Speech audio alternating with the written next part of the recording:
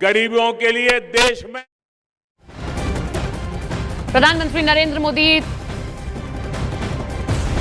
और ये इस वक्त की बड़ी खबर आपको बता दें, इस पूरे मामले में दुलारचंद यादव हत्या केस में 14 दिन की न्यायिक हिरासत में अनंत सिंह को भेज दिया गया है। दुलारचंद यादव मर्डर केस में गिरफ्तारी हुई पटना के बेउर जेल अब भेज दिया गया है अनंत सिंह को। 30 अक्टूबर को दुलारचंद यादव की जान गई थी, जिसमें मुख्य आरोपी के तौर पर अनंत सिंह को बताया गया और इसके बाद गिरफ्तारी कलबाड़ से और उसके बाद अब कोर्ट में जब पेशी हुई है तो 14 दिन की रिमांड उन्हें भेज दिया गया है। पटना के बेउर जेल में रखा जाएगा।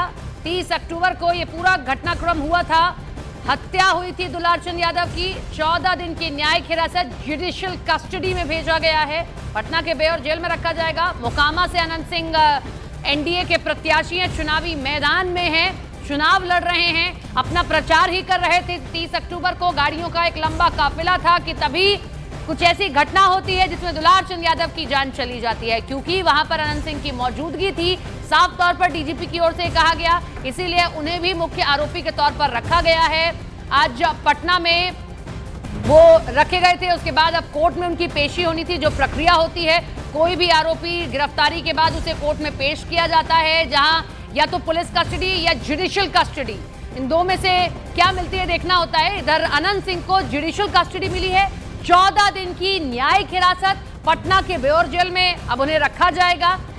और ये एक चुनाव का बहुत अहम पड़ाव है। मोकामा, जहां हमेशा से ऐसी तस्वीर सामने आती रही है, लेकिन इस बार मुकाबला वहां खड़ा। चंद्रमोहन हमारे साथ, हमारे सहयोगी जुड़ गए। चंद्रमोहन, आप रिपोर्ट कर भी रहे थे कि जुडिशियल कस्टडी मिल सकती है और ये 14 दिन की जुडिशियल कस्टडी।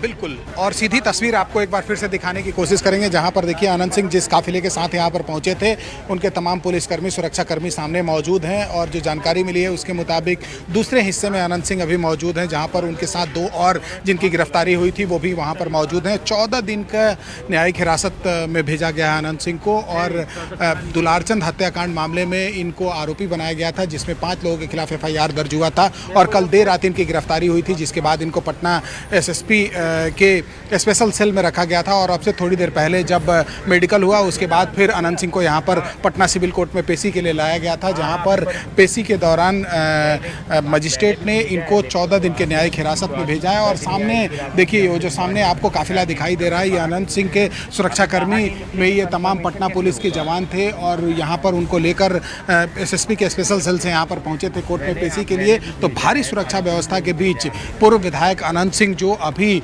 मोकामा से एनडीए के उम्मीदवार भी हैं, चुनाव मैदान में हैं, वो चुनाव लड़ रहे हैं, उनको यहाँ पर पेशी के लिए लाया गया था। हालांकि जब ये घटना सामने आई थी उसके बाद से ही लगातार दुलारचंद के परिवार के लोगों ने यह आरोप लगाया था और बार बार यह कहा जा रहा था कि जब वहाँ से गांव से वो निकल रहे थे चुनाव प्रचार करके, उसी दौरान दोनों समर्थकों के बीच में जमकर पहले पत्थरबाजी हुई, उसके बाद गाड़ियों के कई शीशे तोड़े गए, उसके अलावा वहाँ पर दोनों तरफ से जमकर मारपीट हुआ था और उसी दौरान फायरिंग हुई थी, जिसमें दुलारचंद के पैर में गोली लगी थी और उसके बाद उनके ऊपर गाड़ी चढ़ गया था। वो गाड़ी कैसे चढ़ी ये तो पुलिस जांच कर रही है और जांच का विषय है। लेकिन अभी अनंत सिंह को उसी मामले में गिरफ्तार करके पटना पुलिस लाई थी, जिसके बाद उनको यहाँ पर पेशी के लिए लाया गया था। और देखिए सामने उनके जो वकील हैं वो भी मौजूद हैं, जिन्होंने ये कहा है कि 14 दिन के न्यायिक हिरासत में भेजा गया है और अब जब वो बाहर निकलेंगे उसके बाद वो पूरी प्रक्रिया बताएंगे। लेकिन पटना पुलिस ने साफ तौर पर कल ही यह कह दिया था कि इस बार वो रिमांड मांगने नहीं जा रही है, क्योंकि पटना में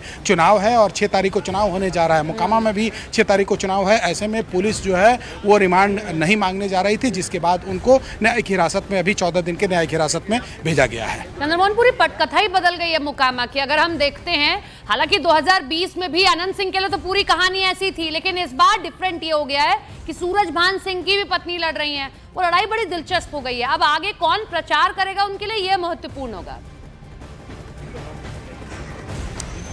देखिए, आपने देखा होगा कि अनंत सिंह ने साफ तौर पर आज एक अपने सोशल मीडिया पर उन्होंने पोस्ट डाला था, जिसमें ये कहा था कि अब मोकामा की जनता उनके लिए चुनाव लड़ेगी। और ऐसे में जब से ये बात सामने आई थी कि सूरजभान सिंह के परिवार के लोग वहाँ से चुनाव लड़ेंगे, उसके बाद से वहाँ की लड़ाई काफ़ी दिलचस्प हो गई थी। लेकिन जनसुराज का जब ये समर्थन कर रहे थे और लगातार चुनाव प्रचार भी कर रहे थे दुलारचंद यादव, उसके बाद से ही ये माना जा रहा था कि आखिर ये किनके समर्थन में, किसके लिए चुनाव प्रचार कर रहे थे, जिसके लिए दोनों